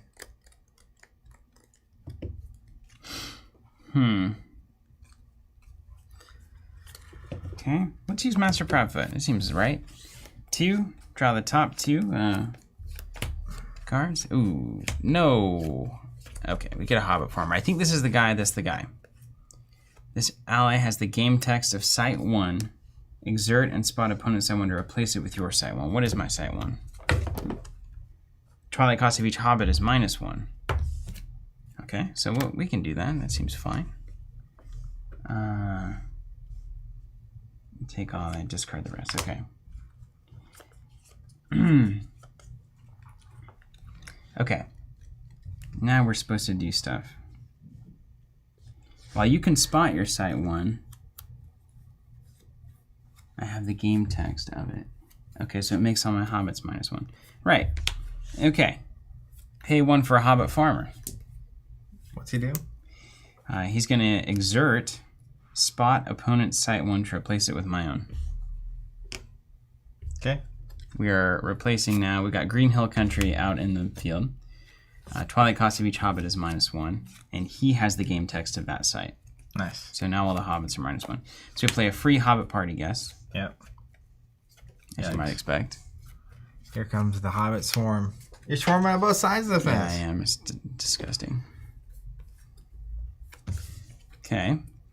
And he's going to, at the start of the turn, you heal him, and then exert to heal another hobbit ally whose home is site 1. How do these guys take damage? Only blocking at their sites, but they're all site 1, so like, what am I doing? Well, they exert to do stuff too, right? Not yet. I've done that, and that's forever.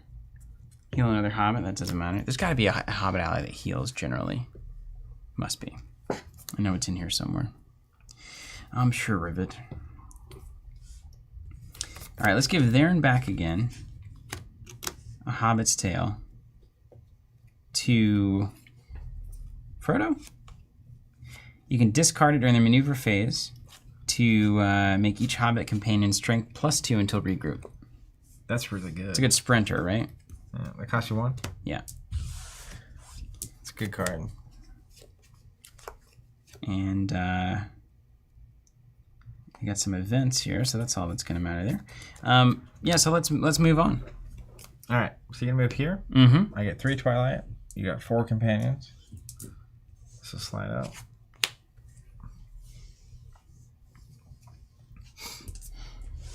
One to 11. Okay, shadow phase.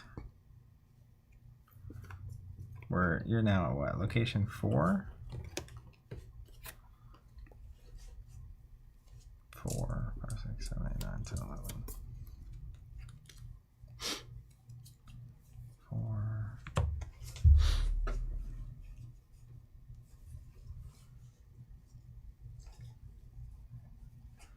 All right, let's play an Uruk-hai raiding party. Cost me 6. Damage +1. 9 strength. Nothing too crazy. I was gonna play Ulere Lamenya. Cost me 4. Each companion or ally who bears a Nazgul condition is strength -2. So just watch your buckets.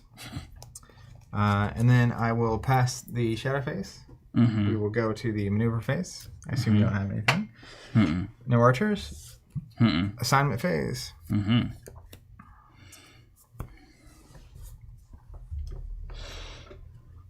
Okay. Now let's just consider our options here. Can Gimli kill the Nazgul? Well, some would say yes, but others would say that we know how you operate. Some would say yes. They call me Tim. So you put Gimli there. Look at my discard pile compared to yours, by the way. Yeah. I'm a swarmy boy. But it's 1 damage. I mean, you know, Gimli taking 1 damage is fine. For the risk. Someone's got to take the damage, right? Someone's got to take the damage. That is you realize how it's just a necessary part of the game.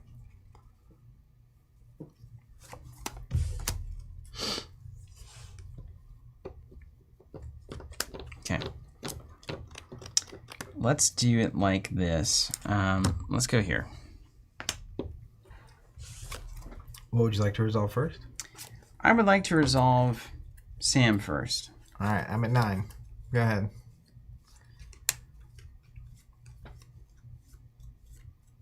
What's 1 damage? Oh, it's 2 damage.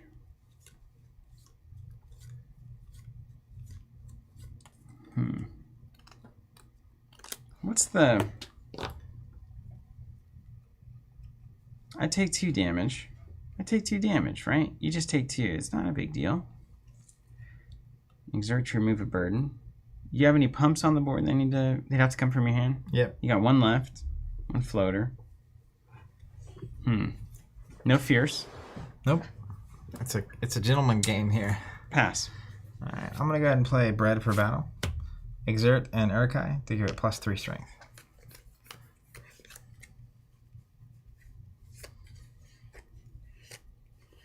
All right, Hobbit Stealth. Cancel a skirmish involving a Hobbit.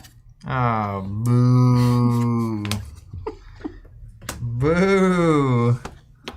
You failed to pull my trap. All right, it resolves you take 2. It's canceled. Oh, yeah, doesn't do nothing. Does nothing. Yeah. My Ulere Lamenia, 9 coming at you. I'm gonna go to 11. See what you got. Mm-hmm. You got it. Mm-mm. Nausea out. Now this is one of those tempting I think I'm gonna moments. press the gas, man. I'm gonna discard and draw, and then you get to choose. Do I get another fellowship phase? No. No. So if you move again, I will get 4 Twilight plus whatever my next location is. And this guy stays. These 2 Twilights stay. And it's game on. It's 1 through 5 on the sites on Hobbit Stealth. Okay. Okay. So I don't get to draw? Do I get to draw? You don't. I don't draw either. You're just stuck. Hilarious.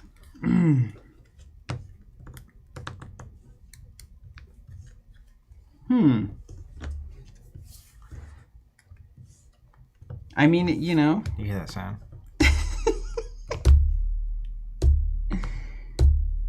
I don't know. I mean, it feels like I'm way ahead on the bad side, like on the killing you side of the game. Yeah, but you did a real good job cleaning this up. Yeah.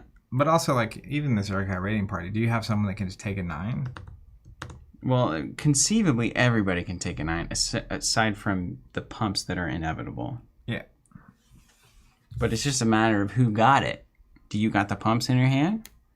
Did I save some pumps for me? Where are the pumps? It's a hard knocks life, dude. Man. Where are the pumps? Van saying if you think you can swarm again, lean that direction. So it probably depends on how good your bad guy stuff is. Yeah. And that's kind of like a deeper level game. If you press on, it makes me think you don't have a great bad guy hand. If you don't press on, it makes me nervous. Well, then I suppose I'm not going to press on. All right. Clears, sucker. Over to me, eh? So now I get a new hand and everyth's Yeah, normal. you can right? discard 1, draw back up, etc., etc.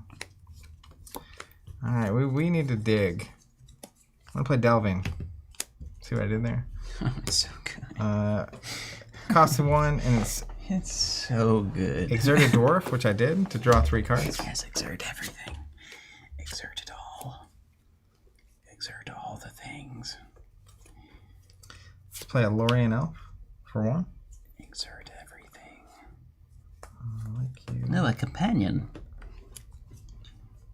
I'll go ahead and put an Elven Cloak on Legolas. Archery total -1 for you. Just in case. And then let's go to the Shadowface. Okay. So I have to move. Your location 5, which I think has to be the... The Balrog The of Balrog. Khazad-dûm. So you're going to get 10 more Twilight.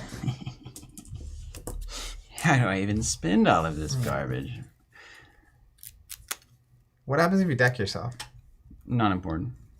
I thought you reshuffle, but I don't think you do. It seems now that you don't. Okay.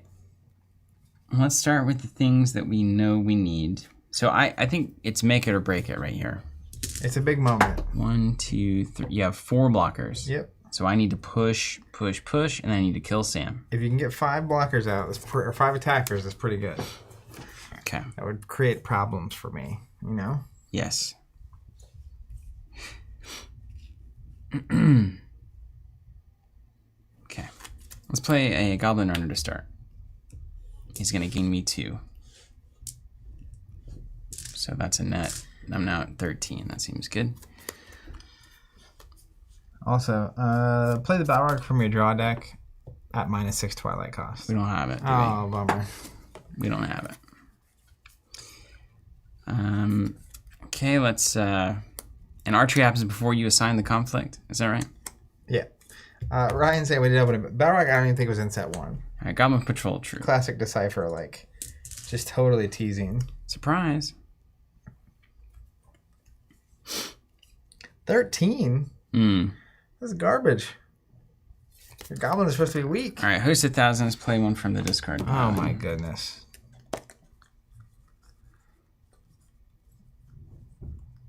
That Goblin Runner's sick, dude. Net 1 money? Oh my god. My fingies. Just Dunk City. All right, let's make sure we can do this. 2, 2, 3. If you had a Balrog deck, it would be really miserable for me right now. Yeah. I really hope we open one. All right. Let's play the Moria Scout for free from discard. Let's play 2 for a Wall What Crawler. would you be able to play it from your discard pile? I played the Host of Thousands. Oh my goodness. What's Goblin Wall Crawler just cancels your archery. What am I supposed to do about this? Yeah, who's laughing now? Oh wait, I can't do this. I need to do this to get this into play. It hasn't happened yet. So 3 for Guard Commander. Then we'll do... Ken says, OMG, I remember this. It was such a phase in the CCG world. What does it say? Spot another orb. That's cool. Malarate saying came later, didn't know they were only playing with set 1. So the series that we're doing, this journey, we started last time with opening a Fellowship box. We built decks using just that box. Next time, next stream, we're going to open a Moria box, integrate those into our decks. Then we're going to do a 4th stream and play all the way through set 10. This is good. 6. Okay, I see how this works. Play, they're coming. Okay, no. That's now I'm going to be looking for anti-swarm tech going into the next time. All right, let's do they're coming, right?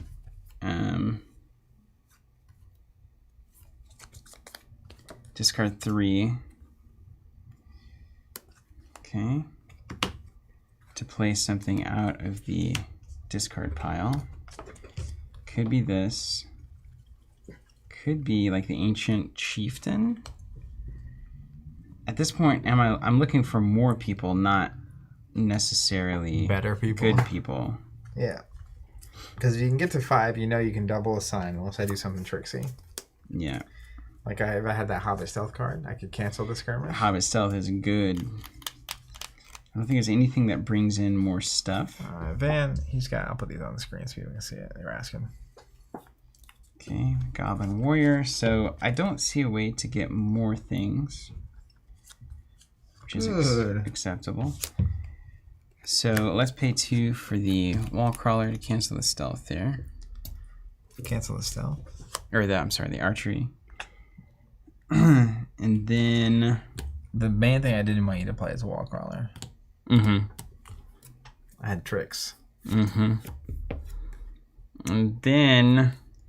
Michael's saying if you got a Scavenger, you can get the Scimitar for free and draw a card. True.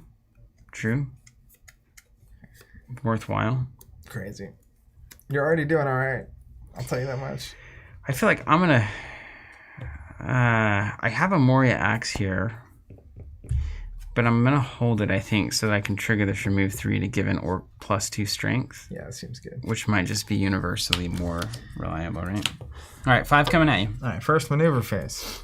Let's damage. I'm gonna use shoulder to shoulder. I'm gonna exert an elf to heal a dwarf and give you a twilight.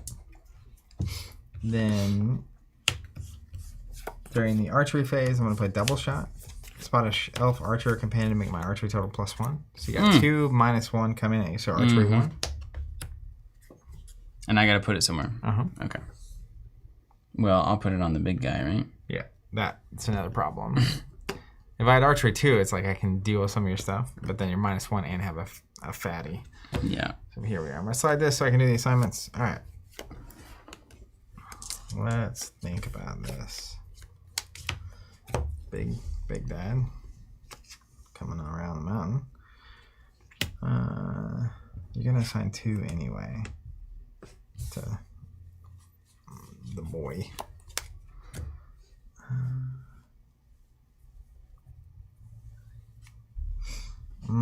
We got tricks. We got tricks. Let's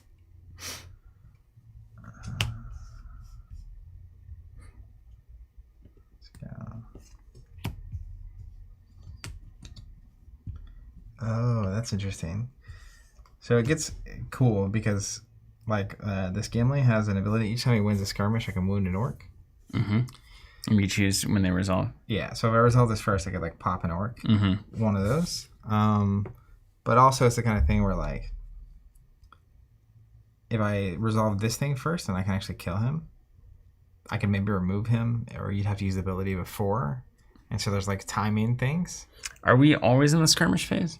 During the skirmish phase, you can use Okay, that. right on. Yeah, but it's like, if I go here first and I can kill you, you would have to use that before you know. Mm-hmm. Like, you might give him +2, but then I use this to kill him, and it's like stacks on stacks.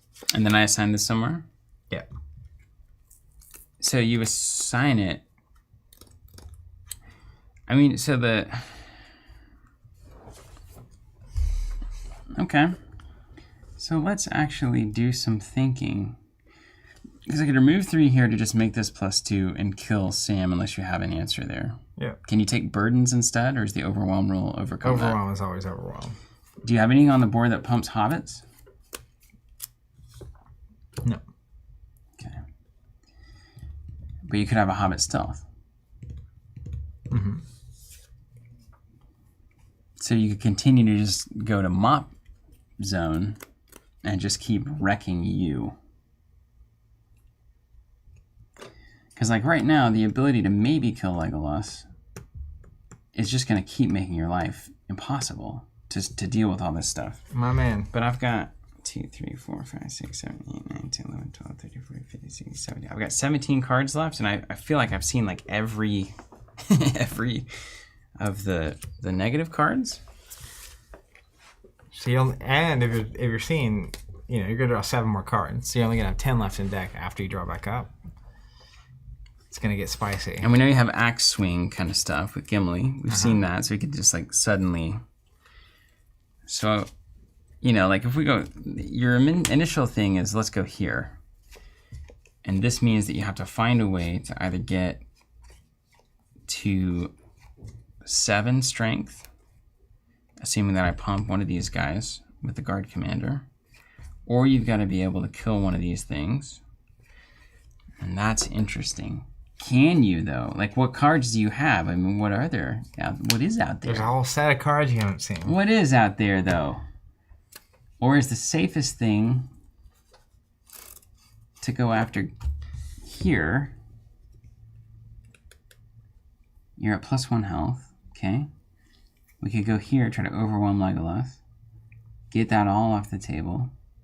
Let's say you proceed with Sam and Gimli only. And then I play 4 or 5 things next turn with They Are Coming and the like.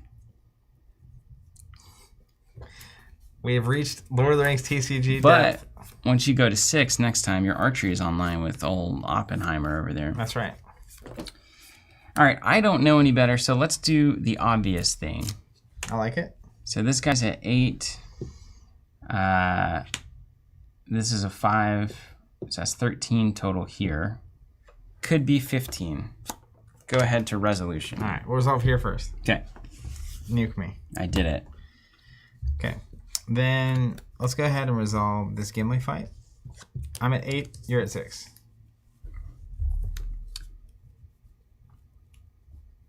What happens when he kills something? I can do a damage to an orc. That's not good. Maybe it's going to happen anyway. All right, so we have to use this here to go to 8. Okay. I can exert Gimli, give him +2 strength. Mm-hmm. If you want to think about your life. Well, watching this all play out... I see. That's right. I was like, the order I'm doing So this you- in, I forgot that it was really super relevant. So this is actually irrelevant here. This is actually irrelevant. This has to go here, and this guy has to pump here. That's the only way that this works. So let's pretend that happened. Okay. So you're spending 3 here to give him +2? Or wherever. Are you resolving here? Yeah, we're resolving here. Okay. If you're resolving here, then I'm not taking any actions. All right. So you are at what? 11? Yeah. I'm at 8? Yeah.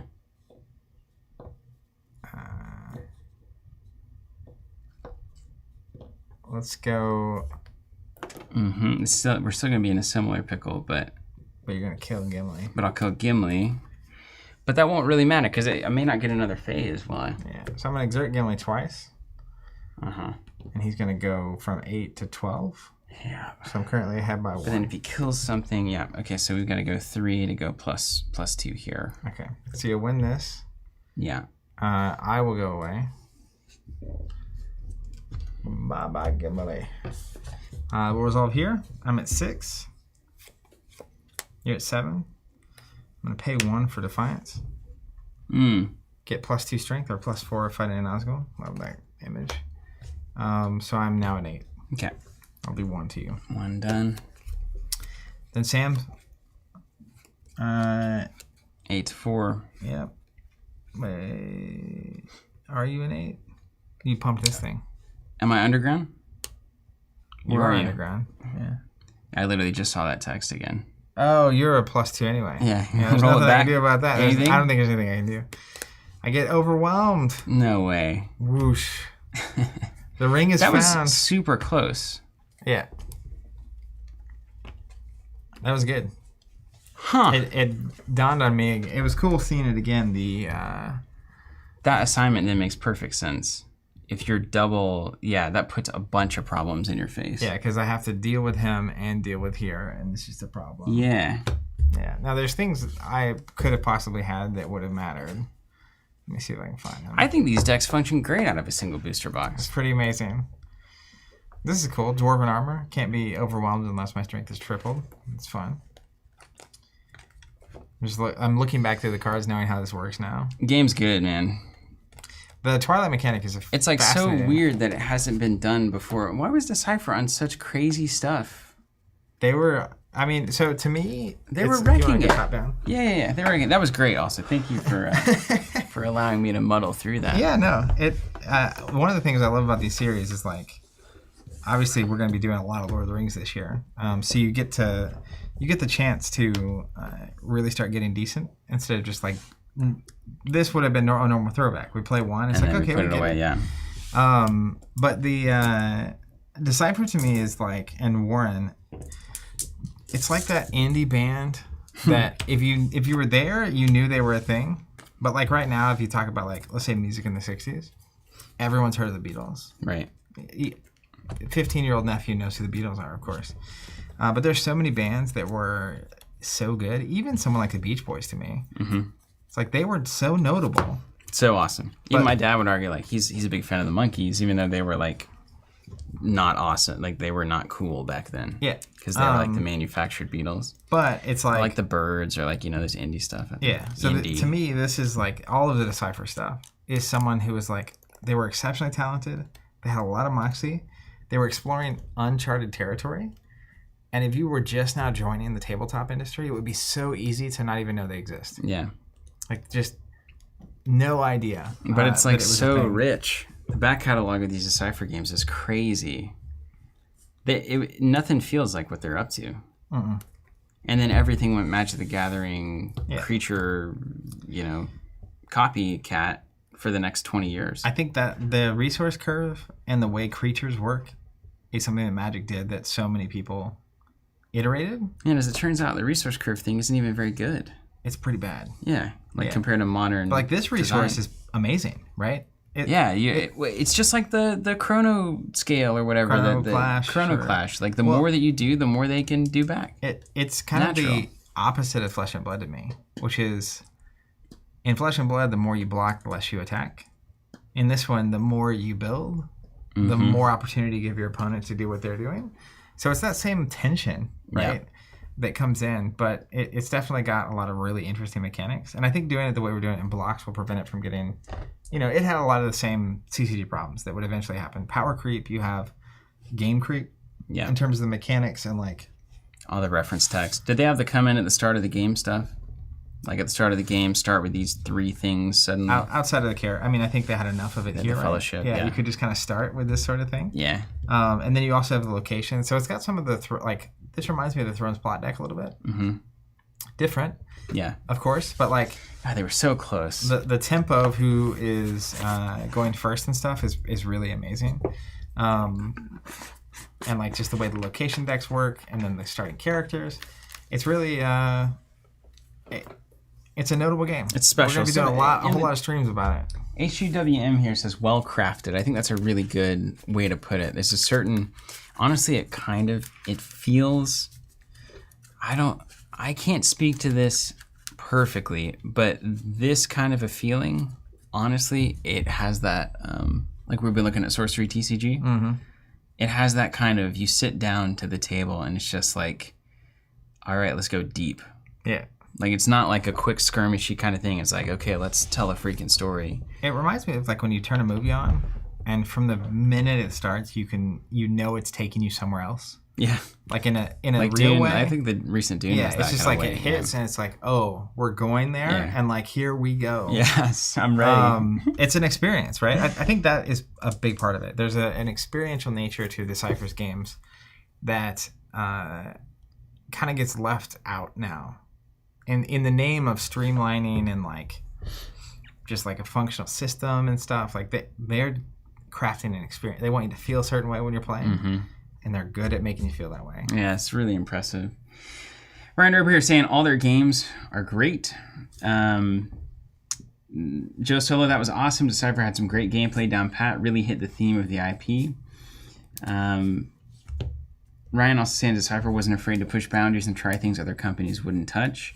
Jonathan Pave, I want to know, are you guys going to play any more of ICE's Middle-earth card game? I thought that was a Decipher game when I first was getting into it. Yeah, it's not. Where's ICE come from? International Card Entertainment? Iron Crown Enterprises. Cool. Yeah. Do they only do Middle-earth? No, they do RPG stuff. They still exist. Cool. Actually. And they're not still making Middle-earth. I guess they lost a license or whatever. Like, let me show you. We're definitely going to play that again. I mean, we owe it to ourselves to do a similar series of diving deep. Yeah, I have, and I think I now have enough stuff first. It won't be boxes like this. Mm-hmm. I do have some boxes. In the deep? In the deep. It's the green box. It's crazy. We'll see how much it costs by then. But I would like to do a set-by-set series with that game. That'd be insane. But I think the like unboxing and building as well for that game is like too intense. Yeah. Like I'm gonna need to have decks built and figured out that is like we're gonna go down this path, but not like it's a lot. It would be a lot to build out of a box, wouldn't it? Mallory saying, are you guys going to sell the cards afterwards? Absolutely not. I know, Zach, you're actually collecting these cards, and we'll keep them probably forever. So look at this, dude. We're also thinking about offering it in our future store, the ability to play these kinds of games. Absolutely. It should be sick. Iron Crown website, Iron Crown Enterprises. That brand is crushing right now. The current games are Rollmaster, Space Master, Harp Fantasy, Harp SF, maybe Sci-Fi, and System Comparisons. Like Space Master. I'll just click it. You can look at that. Oh, the website's a little down. I don't know if that's me or them. Anyways, they're still kicking. You. That's cool. I mean, yeah, it looks right out of the Middle-earth card game, doesn't it? Yeah.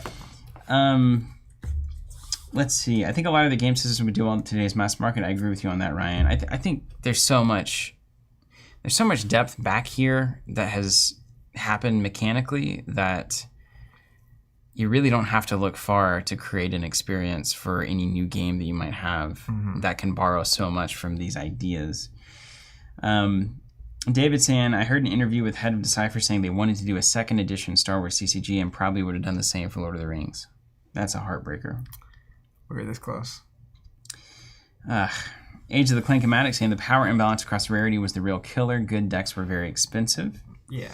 I'm so getting like 4 copies. I can play 4 copies of rares. That usually happens. Yeah. Also, Ryan saying this is also one of the first true digital card games. I played so much of it online. Had no idea that was a thing. I remember that. Let me see. Lord of the Rings TCG Online. I remember I just didn't have a computer that could do it. Yeah. Yeah, I was probably the same. Yeah. Yeah, or a computer at all. I feel like were there discs? It's so foggy in my brain. I almost remember there was like a disc with like a case around it for this game. Like a CD. Gold the Way says that back in the day I witnessed a game where a goblin player played every goblin that they had on Site 9. Wow. Insight. So you just like build your supports over the course of the stuff from thing? the discard pile, right? All the time. So yeah, supports all the stuff, and it's like, oh, here comes 22 goblins from the discard pile. Yeah. Yeah, that's absolutely sick. Also, Ryan Sania's boxes might be able to work something out. So there you go. Trading, here it is. All right, and then Cardboard Cast, I like this, almost as if they're deciphering a world into a game experience we understand. That's really cool. That's actually, I mean, if I was there, I would do it. Yeah, they still have the CD. The CD-ROM was it. There it is. I remember seeing it and being jealous because my computer's at home, went away. Cool. All right, well, hey, thank you so much for joining us, everybody. This is episode 2. We have many more planned in the pipeline. Maybe we'll get to all 10 sets. I assume we might. I mean, that's 20 episodes. I don't know. You know, a lot can change in basically a year. What we know is that Minds of Moria is next. We do know that we're doing Minds of Moria opening and Next then Thursday. probably editing the decks that we currently have with those cards next week. So join us next Thursday. Same time, same place. We'll see you there. We can't wait. Take care.